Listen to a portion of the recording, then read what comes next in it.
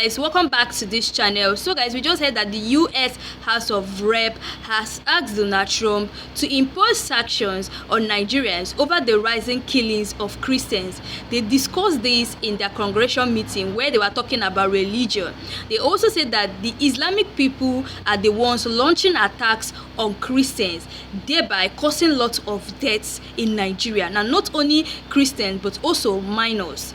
Now, this trouble for Tinubu, because since Tinubu has refused to deploy security agents in Nigeria to stop all this spying of people, especially Christians, now other bodies like other countries are not coming into Nigeria to help us with that.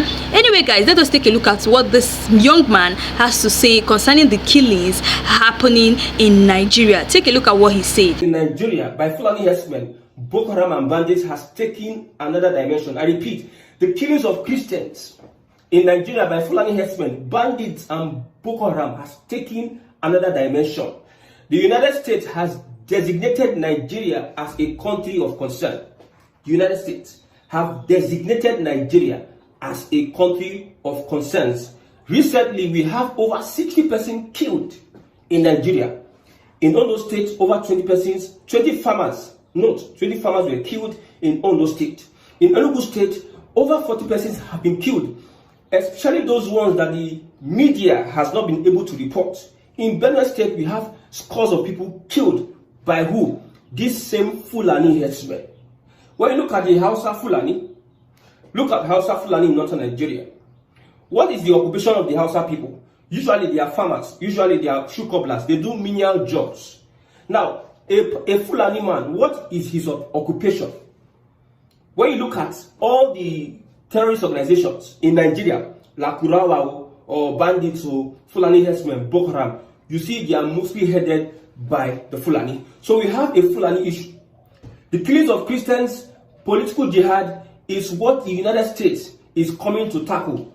Trump's administration is interested in the killings of Christians in Nigeria as of today. The United States says that they will be sending a message, a strong message to these groups that is causing insecurity in southern part of Nigeria and also the northern part of Nigeria.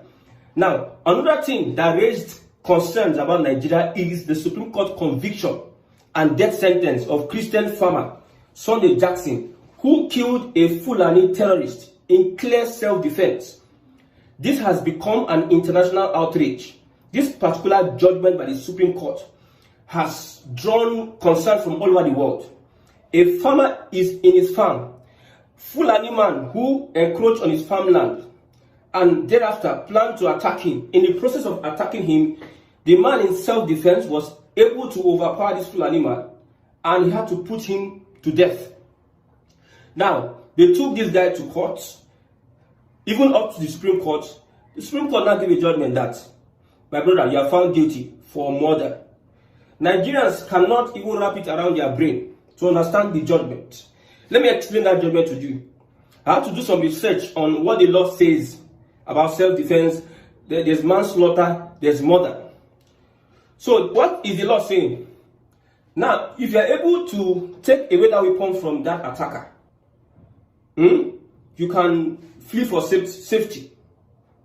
But you using that weapon, you have turned to another person. You have turned to the aggressor. The weapon is in your hand. The person is the aggressor. The Fulani man bringing his weapon to stab you is the aggressor. At the point you take away that weapon from the Fulani man to now stab him, you have become the aggressor. Anything you do to that Fulani man, 3 things are involved. I've forgotten the third one.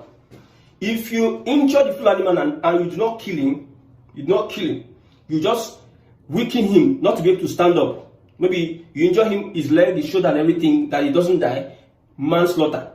Now you kill is murder. So Nigerians are asking the question, so if I had taken that weapon from him and I'm about to run away, what if the Fulani man has a gun and shoots me down? Is it not okay that I take out the threat? So Nigerians have been reacting to that Supreme Court judgment and they are saying, what kind of thing is this? Well, this particular judgment has gotten international outrage. So the United States, there's a meeting going on by politicians and officials of the government in the United States on this particular matter. See, we have said it. Everybody has their agenda. It is clear before our eyes what the Fulani agenda is. And instead of us fighting ourselves, Yoruba, Igbo, and this and that, let's put out the threat first. These killings, even in Enugu State as we speak of today, Enugu State, killings, people are afraid to go to their farms. That is one of the tactics of the Fulani. They come and instill fear in you. The Fulani are still in the bushes. They instill fear in you. You don't go to your farm. Anytime you're about to go to your farm, you are thinking, what is going to happen to me? Now, people have lost hope in the security agencies. There are allegations and reports that these security agencies aid these attackers, these Fulani attackers. We have had reports whereby some officers in the force supply these guys guns. There was a time, a report whereby an helicopter came from one place, from space, and landed in one area and started offloading weapons for these bandits. There are also reports that some military officers are involved in all this. You guys have watched this video. You guys have seen what this Nigerian man said about the way Fulani people have been launching attack on Christians and also minors. And it's a shameful thing that the other countries have known that Nigeria is full of violence and corruption.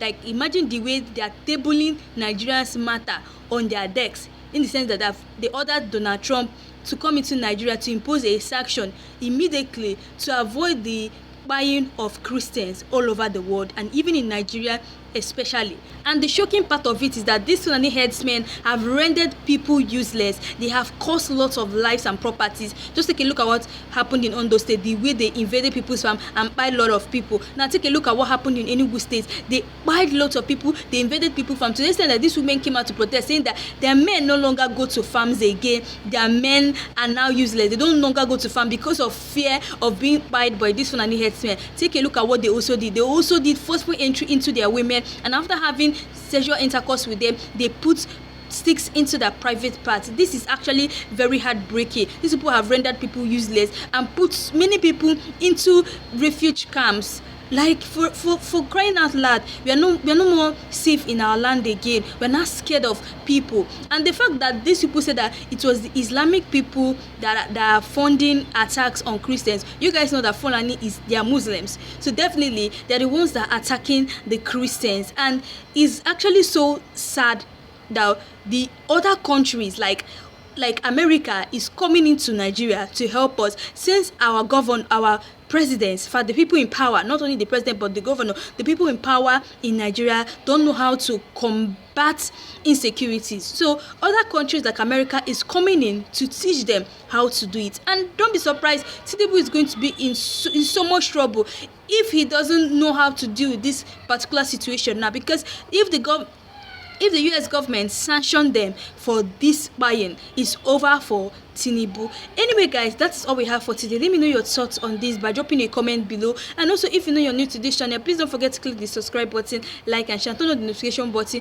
to get all the latest news in this channel. So guys, thanks for watching.